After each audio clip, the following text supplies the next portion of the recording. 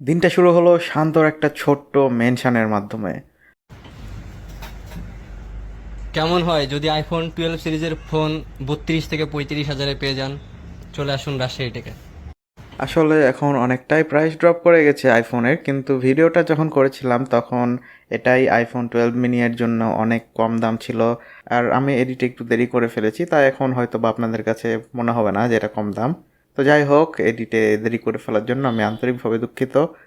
And Dream Seekers-এর vlog-এ আমি ইমন। Dream Seekers-এর vlog-এ আমি ইমন। তো প্রোডাক্টটা ছিল রাজশাহী টেকের সাথে আবার ইমনের খুব ভালো পরিচিতি। তো আমি তখন ছিলাম অফিসে, তাই টাকা ম্যানেজ করে যাওয়ার জন্য সময় লাগবে। আর এই সময়ের মধ্যে কিন্তু ফোনটা সেল হয়ে যেতেও পারতো।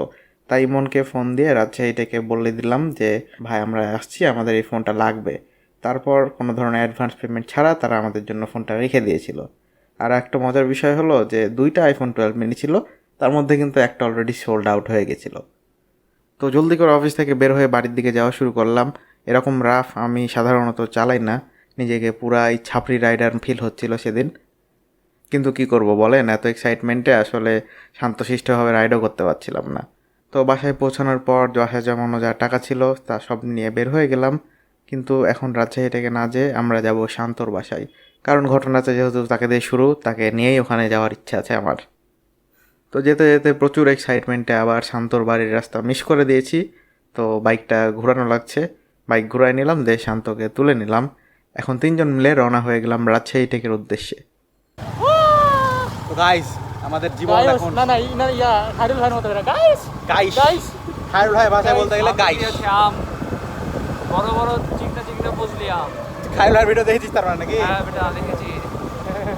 আচ্ছা, আমি আজকে একটা যে সামনে ছিল দেখি। মাঝে মাঝে কথা ম্যানের কথা স্টুডিওতে যে কাহিনী হলো রেকর্ড করতে যে কে চলে আসলাম আরেকবার ভাইয়া। আচ্ছা, ভিতরে যা, ওয়েট।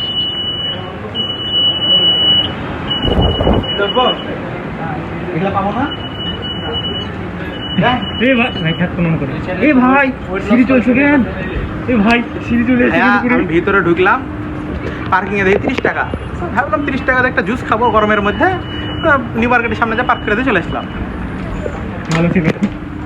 যে আমরা এখনো সিঁড়িতে উঠছি, সবাই সবাই টাকা টাকা টাকা কাচ্চি ভাই করছে। কাচ্চি ভাই ট্রিট খাবে বাবা। হ্যাঁ, অবশ্যই দিব না বলছি না, কিন্তু টাকা তো আমার কাছে থাকা লাগবে। আমরা কি কিনতে আসছি? আমরা কাচ্চি খাইতে আসছি। জি আমরা রাজশাহীটাকে কাচ্চি খাইতে আসছি। ভাই, আপনাদের এখানে কাচ্চি পাওয়া যায়? হাসিফ ভাই তার সম্পত্তি ইনান ভাইয়ের নামে লিখে দিচ্ছে, দলিল লিখে দিচ্ছে। হ্যাঁ, দলিল লিখন চলছে।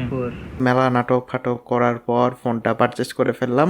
পুরাই স্বপ্ন পূরণের মতো অবস্থা, একটা বক্স শেপের আইফোন পেয়ে গেলাম। থ্রি টুলস দেখে আর ফোন খোলা কিনা সেটা চেক করে কিনে ফেললাম আইফোনটা। বেশি চেকিং করলাম না, কারণ হাজার হলেও ভাই ব্রাদারদের পরিচিত। তারপর ফোনটা কিনে নেওয়ার পর অনেক ফুরফুরা মাইন্ডে অফিসে চলে গেলাম, বড় স্বপ্ন পূরণ হলো এটা ভেবে। কিন্তু অফিসে যাওয়ার পর রাহাত ভিলেন ক্যামেরাটা চেক করে দেখলো যে ক্যামেরার মধ্যে আছে ডাস্ট। আসলে ফোনের দাম তো আর এমনি কম না, একটু টুকটাক প্রবলেম থাকবে, এটা মেনে নিতে হবে। কিন্তু বিষয় হচ্ছে ফোনে বডিতে দাগ থাকার কারণেও আমার কোনো সমস্যা নাই। আমি আসলে গেম খেলা ছেড়ে দিয়েছি, এখন ফোনে আমার শুধু কাজই ভিডিও, কারণ ব্লগিংয়ের জন্য আমার অনেক ভিডিও করা লাগে, ক্যামেরা অনেক ইউজ করা লাগে। তো এই কারণে হচ্ছে ক্যামেরার ভিতর ডাস্টের সমস্যাটা আমি মেনে নিতে পারলাম না, কারণ আমার ক্যামেরা থেকে বেস্ট পারফরমেন্সটা দরকার। অন্যদিকে সমস্যা হলে আমি আসলে স্যাক্রিফাইস করে নিতাম। তো যাই হোক, রাজশাহীটাকে আবার ফোন দিলাম, আমরা বিষয়টা বললাম এভাবে যে এরকম ডাস্টগুলো আসলে আমরা সানলাইটে দেখতে পেয়েছিলাম, আর আসলে ভিতরে এই ডাস্টগুলো দেখা যায়নি। তো আসলেও আমরা ভিতরে অনেকক্ষণ ধরেই দেখেছি, ডাস্টগুলো কিন্তু দেখতে পাইনি। সানলাইটে আসার পর ডাস্টগুলো দেখা গেছিলো। তো আমি চলে গেলাম একা রাজশাহীটাকে, অ্যান্ড তারা সুন্দর করে ফোন ঘুরাই নিয়ে টাকা দিয়ে দিল। রাজশাহীটাকে জায়গায় অন্য কেউ হইলে কখনো হয়তো বা আমাকে টাকা ফেরত দিত না, ফোন নিয়ে অন্য ফোন নিতে হতো আমাকে। তো এই ঘটনার পর থেকে রাজশাহীটাকের প্রতি আমার সম্মান আরও বেড়ে গেল।